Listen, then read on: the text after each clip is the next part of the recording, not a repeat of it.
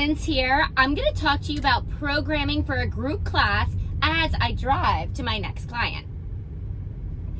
No matter what format you're teaching, you need an emphasis for the day. You need a focal point, whether that's glutes, triceps, chest. We want full body, right? Because you never know when your class participant is going to be able to take another class. So you want to make sure that everything's programmed for a full body, unless of course it's like a 6-week class that everybody's in that class every single session for however long, a lot of time. But for the most part, people come and go to classes. It's not as regimented. So having a focal point is major. So this way you let them know beforehand what they're getting into, educating the member on what you're going to be doing in class that day. Tomorrow I'll be teaching a Pilates class at Wolfer Winery, and our emphasis is going to be all about glutes, all about hips. We're going to be focusing on hip mobility, pelvic stability, and glute strength using loop bands and Pilates balls. If I was in a class setting indoors, I would be using much more load for those movements. But outside in a beautiful winery, we use bands. As an instructor, something really important to remember to do is gauge the audience for injuries and restrictions. They might be secretly pregnant, noticeably pregnant. They might have a pelvic floor dysfunction, which nobody wants to talk about out loud. Maybe they have a neck injury, a knee injury, a hip injury. Whatever the case is, you need to be informed before you put that participant safely through your workout. Maybe this client is pregnant and they don't want anybody to know. So same with the pelvic floor dysfunction.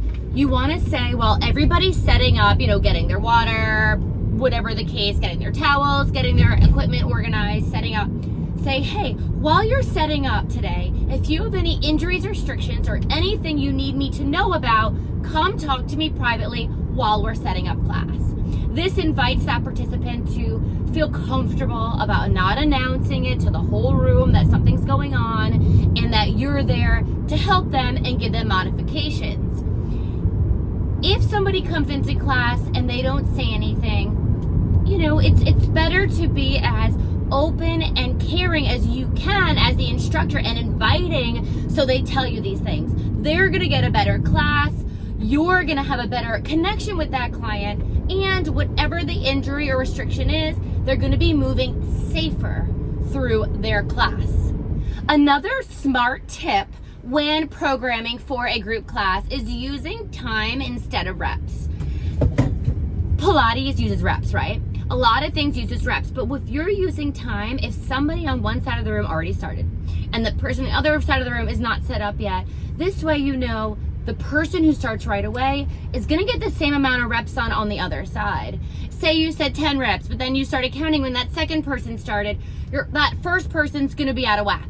So using time for a group setting is really smart, and everybody's tempo is different. And it's easier for you. So this way you're not cueing, correcting form, and counting reps. You're using your watch. Us fitness professionals wear a watch, and you're able to say, okay, in 15 more seconds, we're gonna end and start with X, Y, and Z. Something that I wish someone told me when I first started teaching group fitness is everybody looks different when they exercise. You may be having a day, right? As a fitness professional, it's tough because we are people's motivation. We pep them up. We make them feel excited and happy, but we might not always feel excited and happy. Like, I don't even know how many years ago, 6-7 years ago, I was teaching at Equinox, and I was leaving my boyfriend, my husband now, but my boyfriend at the time, I was leaving his house in Brooklyn, and I had to go all the way uptown to teach a class. That was when I learned you don't leave things in your car in the city. So as we were walking out, passing my car on the way to the subway, I was like, what's that sparkly on the floor?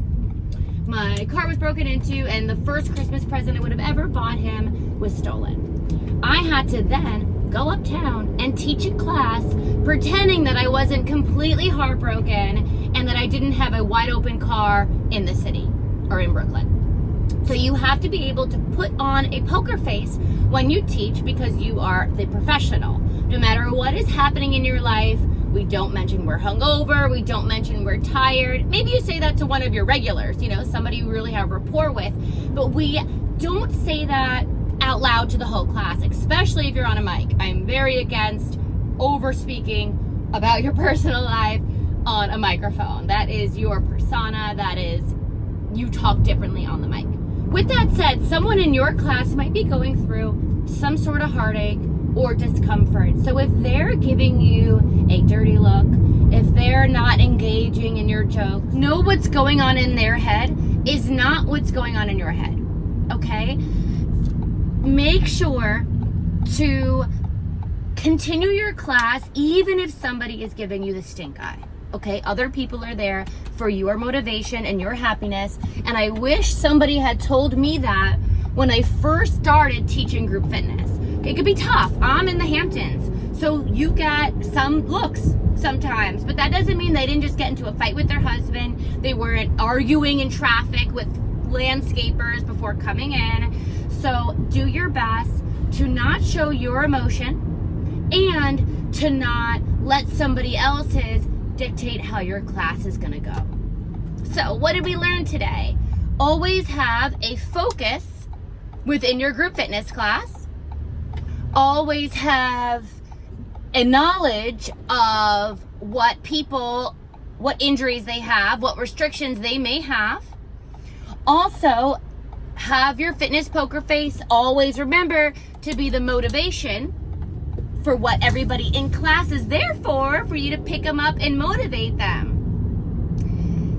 Have an amazing day. Have an amazing class. If you have any questions about formatting at any time, please email me. Have a great day.